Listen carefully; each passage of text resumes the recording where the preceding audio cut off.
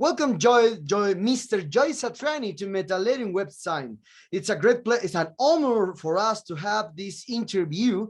First of all, how are you? How have you been in the last couple of years during this pandemic, during these kind of situations around the world, etc., etc.?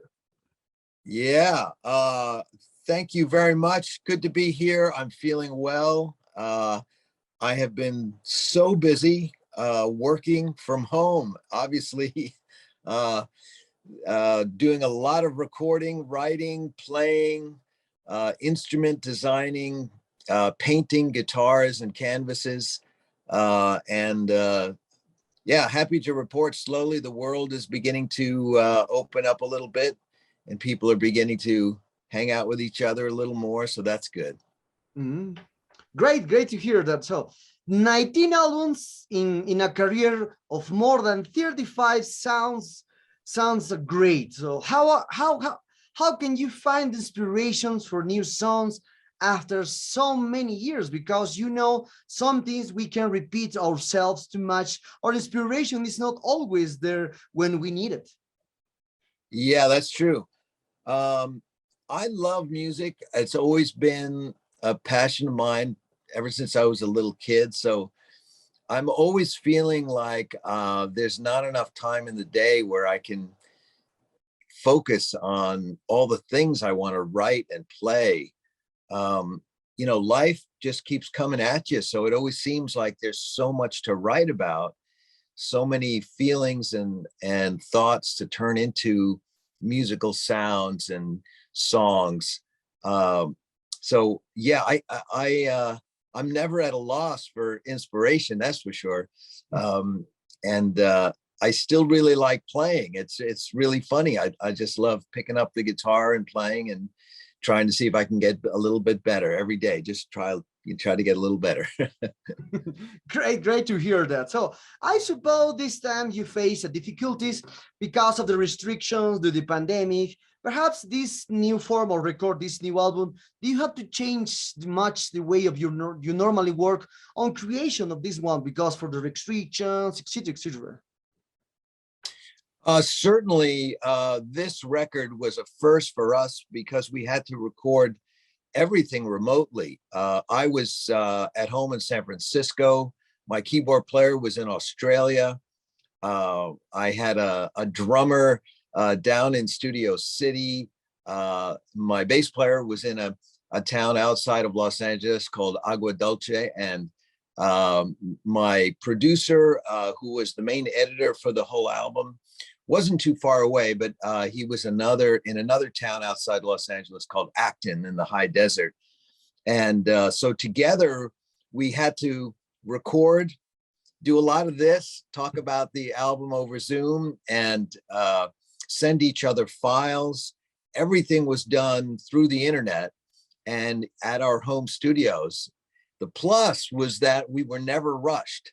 Nobody had to worry about getting into the studio on time or leaving the studio on time.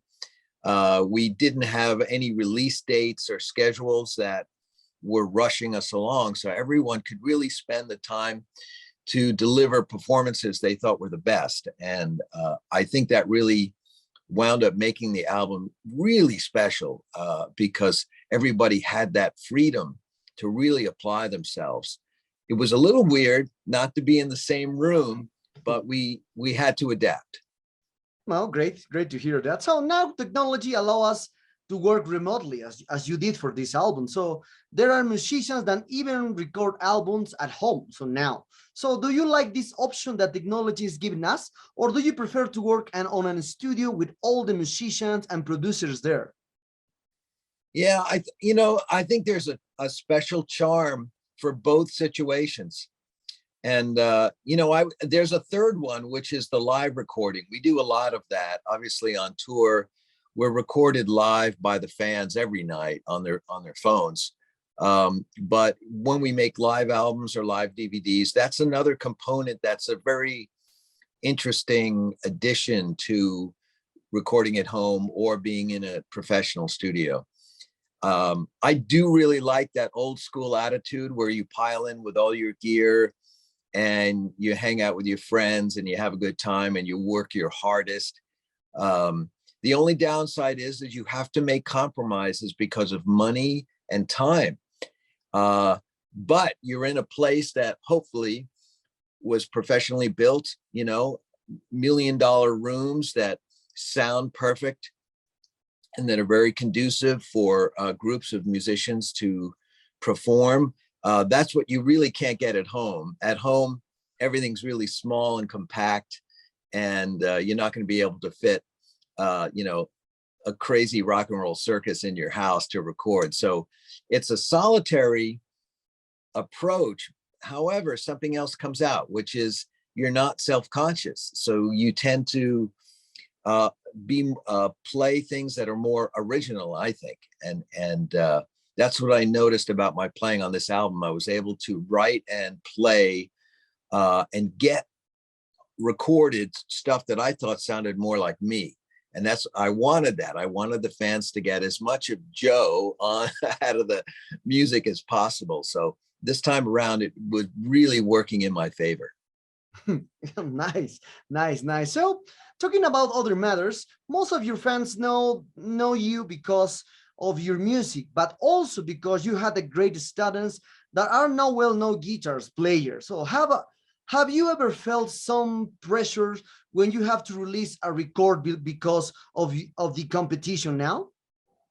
It's great, you know, just this in the next few months alone, my best buddy Steve Vai's got an amazing album out called Violet. And Eric Johnson's putting out 2 records, I think, in a couple of months. Andy Timmons has got a record coming out next week, I think, or in a week and a half. They're just fantastic albums by Animals as leaders, and just a lot of my guitar playing friends are putting out records. And I think it's really great that we challenge each other to see how much better we can get at being ourselves. I mean, you really can't copy somebody else, you know. At this level, everybody is their own master, you know what I mean? They do their thing better than anybody, and there's no point trying to copy. However, it does make you think that you need to do your thing as good as you can to live up to it. And it's really exciting. I mean, I got to say, it's really exciting. When I'm listening to Tosin play guitar, there's no way I'm ever playing anything like that. So I can really enjoy it just as a fan, but I can also say, wow, I'm impressed that he went so far with his thing. So I better go just as far with my thing. Great, great. So reading Joe Satriani on the cover of the album is the only reason that I need to listen to the complete album. But if you have to invite people to listen to it, what can we expect from it? Well, this album, you know, 14 songs, stylistically all over the place. It is a wide, exciting, cinematic, emotional journey. It is an album where I try to achieve something that other guitar instrumental albums really didn't get to, and it was really a level of creativity on a pure musical level that was higher than ever before. I didn't want to, you know, since I've been around for a long time, I didn't need to introduce people to who I was. I didn't need to show off all the guitar techniques just so I could make a name for myself. I've already done that. So I thought now I can put all that show business aside and create an album that will really stand the test of time. It can live up to any other great album in any other genre. And this was the important thing. So anybody out there from any walk of life can enjoy listening to this album and find something that they can relate to, a song that will help them celebrate, commiserate, think, turn off their brain and just be alive. You know, it's really quite a journey, this record. Yes, that's right. Because I listened an whole album, and we are going to pause a review soon. And I really enjoyed it. All album is a great one. So something that I really appreciated is the way you manage to keep a balance. I mean, we can enjoy your skills and techniques as a guitar player, but you never lose the sense of melody and the emotions that we feel when we listen to the song. So how do you work in order to achieve this? Because sometimes it's a very hard way to mix the sensations, the melody, the emotions, etc., etc. Thank you. Yeah, I think again, being able to have the time, to sit and record maybe 100 different versions over a period of a month of just one melody part is a real plus, because a musician can really sit and think, how is this really coming off when I listen to it, when I'm not playing it? Because, musicians are not normal people. It's really hard to be able to listen to something you've played the way a normal person is going to hear it. And part of the method is to put the guitar down and to sit back and really listen to it ambiently while you're doing other things, and begin to ask yourself, am I getting the full effect, or what have I done wrong, or what am I missing in my performance that makes this exciting when you're kind of paying attention to it, and when you're not feeling the strings underneath your fingers, because you can be easily tricked, because guitar playing is so much fun that when you're playing, you enjoy it because you're playing it, but the person across the room might be bored just listening to it because they're not feeling it, with their fingers. So you have to learn to play and then to sit back and listen like a normal person to see if it's really working. And again, this is where the time was on our side. Everyone was able to take breaks, create lots of different performances, and then make a decision afterwards whether they were really working. So I like doing that. That's a method I use very often. Nice to hear that. So I'm just curious, for an instrumental record, how do you choose the album and song's name? Oh, well, the titles generally come at the same time as the inspiration. So I'm really guided right from the beginning from a story, a title, me remembering an interaction with a person or a place, or dreaming up something funny. It could be as strange as like looking at something like this and thinking, what would this little doll be called, and what would it sound like if it played, guitar, and I write it down, and then I just start playing and I stay focused on it. So if I'm writing something called The Elephants of Mars, I stay focused on that science fiction story about elephants on Mars being able to think and communicate and play music. And when you describe that story to the other musicians in the band, it gets everybody on the same wavelength. Everyone gets in that frame of mind, that perfect mood where they then give you performances that make sense for the title, you see? So it's important to have that title. Great. Other question about this album. After releasing the album, what are your plans? Are you planning to go on tour? Are there chances to see you in this part of the world, here in Latin America especially? Yeah, I'm really happy that we are getting our touring schedule together. We are going to be on tour in North America this fall, so starting in late September. It'll be a pretty long tour, about 8 weeks, and we'll be covering Canada and US, and I think there may be a show or two in Mexico. I know that we were able to postpone once again for the third time our European spring tour, so that is on track to happen in 2023.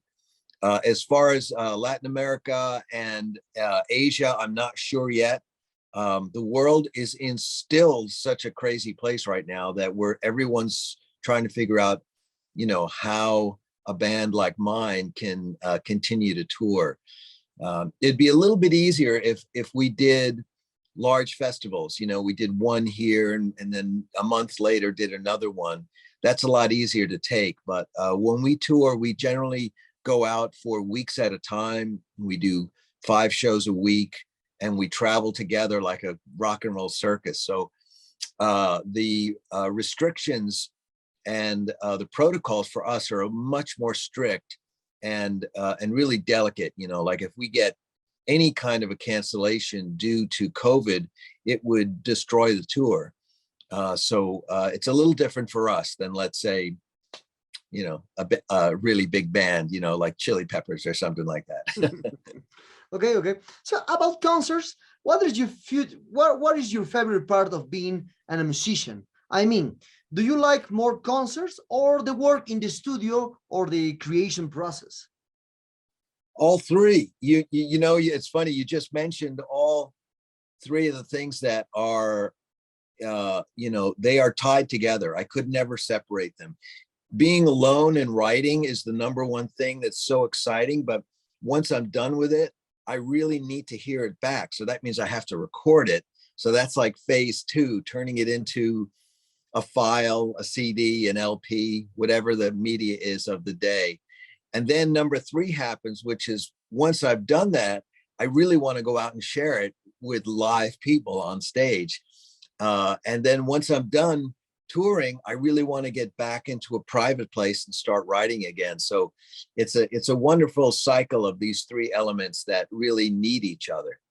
Okay, okay, okay. Great to hear that. So, talking about other topics, how has been your experience with digital platforms and streaming services? Do you think it's good, bad, maybe, or perhaps maybe it's a little bit of both?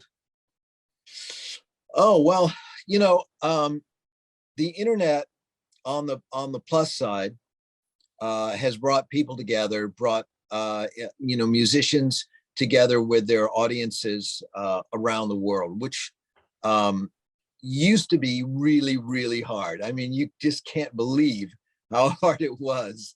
Let's say in 1984, when I released my first EP, and I had the EPs on vinyl in the trunk of my car, driving around town, trying to get a record store to stock them. I mean, think about it. There was no internet. There was no way I could put it on Instagram, Facebook, Twitter, you know, Twitch, TikTok. There were no Spotify or, you know, iTunes or Amazon HD. There was none of it. So that meant that if I couldn't drive or use the mail to mail a record to somebody, no one would hear about it. And then even if I did that, we're talking about 10, 20, 100 people maybe. Today, an 8-year-old musician can record themselves at the same quality as the Chili Peppers, and they can release it, and they potentially can have hundreds of millions of people listen to their music. That is really mind-blowing. That is really great. And that's a super plus.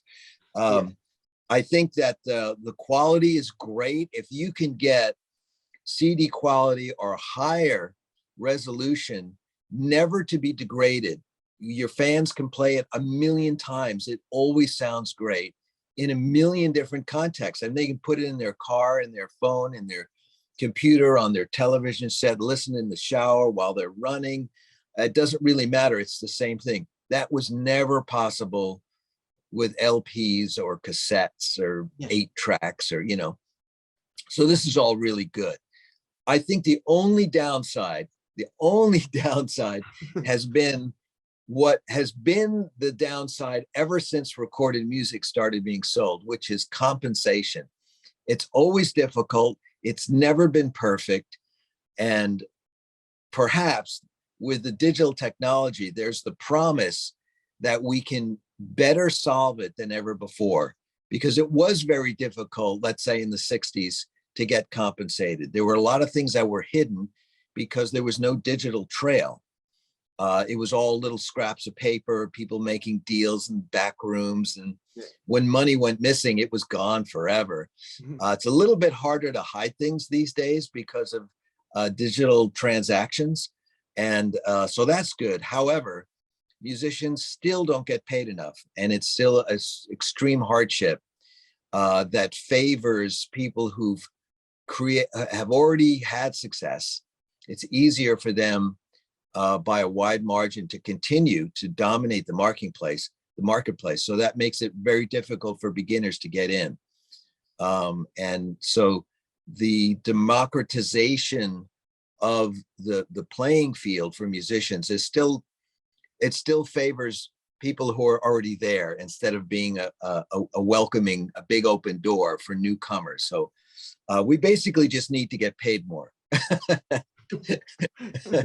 Well, that's true. That's true. So in addition with this, with all these digital platforms like YouTube, especially, many skillful musicians can upload their videos and get fans from all over the world, as you said it. So Yeah. as a result, there is a lot of competition nowadays, probably, who knows. So have you had the chance to watch some of these videos?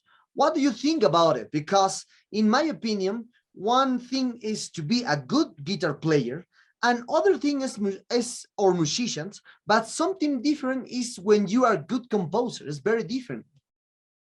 Yeah, without a doubt. It's really exciting for me as a guitarist to watch the younger generation play guitar, the electric guitar, in ways never attained before. I mean, it's really exciting. Just from a guitarist point of view, I can tell you that the young guitarists are playing more intricately, more difficult things with ease. They are pushing the boundaries of what you can do on the electric guitar. They are inventing new ways to play. And so I find it really exciting. I love watching those kinds of demonstration videos on Instagram. It always gets me excited to try harder. You know, even though I've been playing a long time, it still takes a lot of work to keep your chops up and to be able to play really well. So it's nice to see, you know, there's a 12-year-old who can play faster, and you go, wow, I really do have to work hard to keep up with everybody. So that's good. It's inspiring, I think. But I think it's always been that way, that you have some artists that are better at performing than writing, and some artists that are really great at writing, but their hands don't work too well. I think that's always been the case. I don't think it's got anything to do with social media or the internet. It's just that we're more exposed to it now than before. I think there will always be a fascination to see a 4-year-old play violin. Does that mean it's going to succeed in the marketplace, or that 4-year-old's going to grow up to survive to be 40 and be virtuoso? Who knows? Nobody knows. Life is strange, and you can count on chaos more than anything else. So I just think the social media has basically shined a light on what's always been happening. We just, before, we weren't aware of it. Yeah. That's the way now. So another aspect about modern times is that because of technology, people like everything fast, and most time they listen to music on internet and focus just on singles rather than complete albums. As you can see, like they love to do the playlists now with 1, 2, 3 or maximum fonts: Spotify, Tidal, YouTube Music, iTunes, etc. And also in this context, don't you think that it's risky to release an instrumental album, perhaps? Or what can we do in order to encourage the people to enjoy the whole journey of listening to a complete album now? Well, you can't make people do what they don't want to do, and you can't dictate what people are going to like and not like. So you should just give up. If you're a musician, just forget about that. Don't worry about it. It's a waste of energy. Just do what you want to do. I think that's the most important thing. If an artist does not present a body of work that says, this is what I'm about and this is what I like to do, then how could you possibly expect the audience to recognize you? It's silly.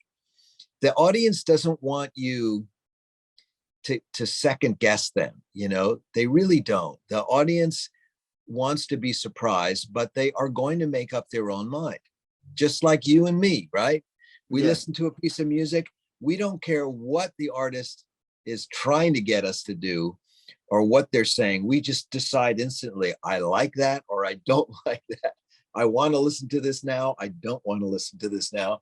And that's really the end of it. So when you're a musician, you have to accept the fact that you are powerless when it comes to making people like or dislike, or, you know, listen to this song first and then that song second.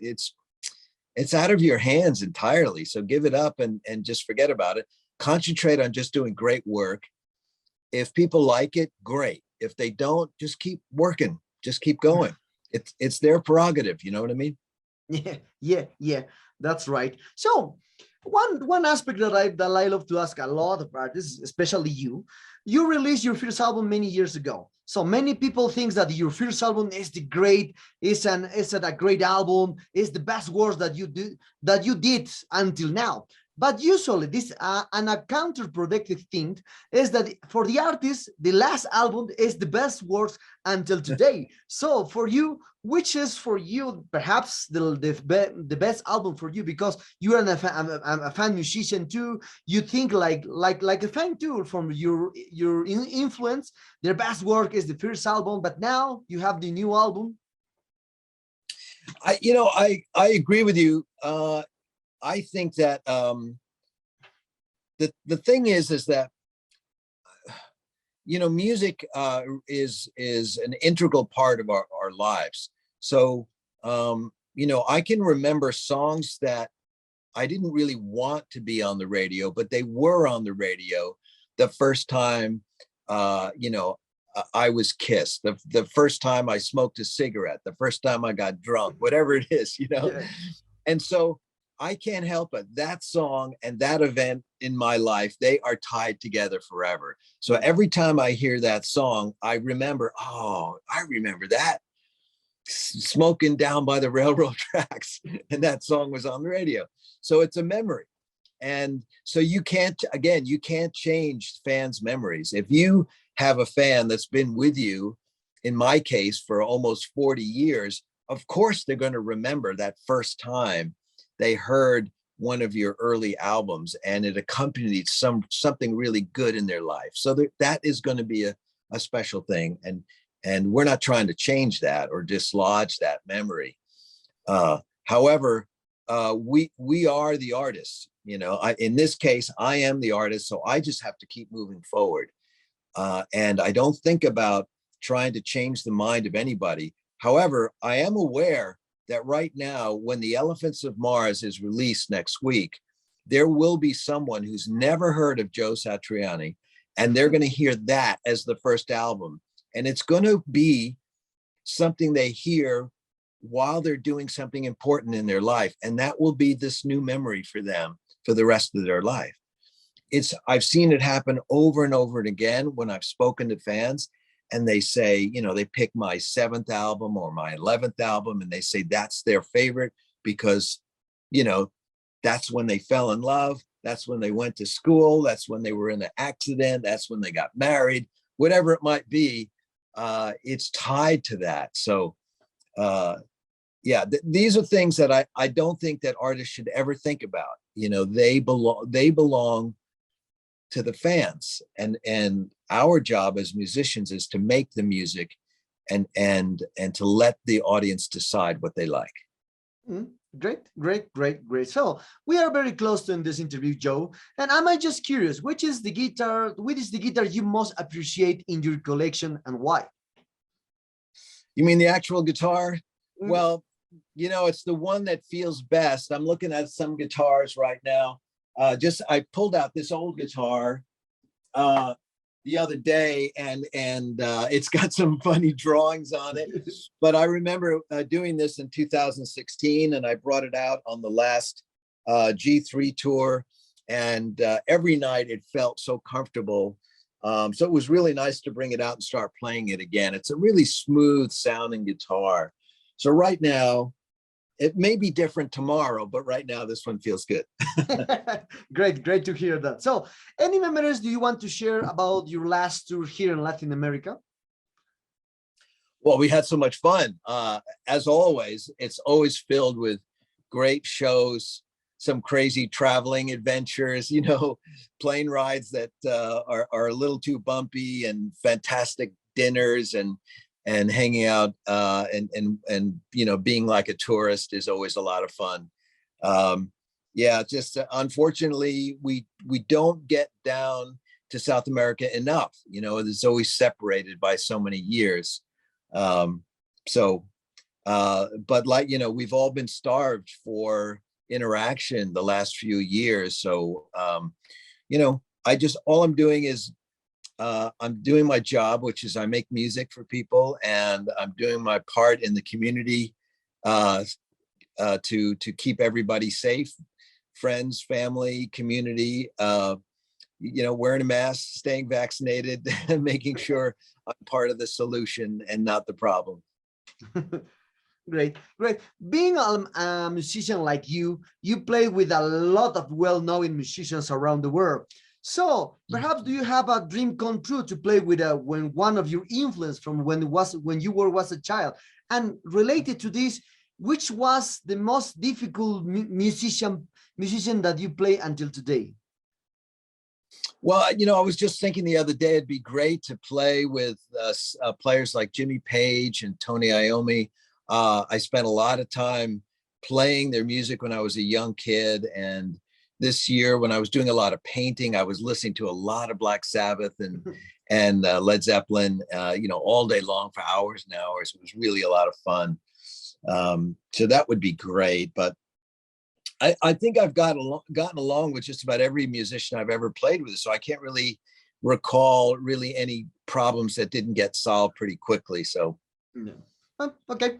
Well, Joe, the sad times arrived at this interview. I hope you enjoyed this one as I did, and really, really appreciate for this opportunity to talk with you. Again, thanks a lot for your time. We really appreciate it, and congratulations on the new album. It's a really, really a great one, and you are a terrific guy. So we wish all the best from all Metalerum staff. And anything you want to say or add to your Latin American fans, perhaps to this part of the world, and Metalerum readers? Oh, well, boy, thank you. I mean, that's the most important message, is I'm so grateful that I have fans in Latin America, and they always invite me back to play concerts. So hopefully we can get that going next year sometime. So I look forward to playing shows for all my fans down there.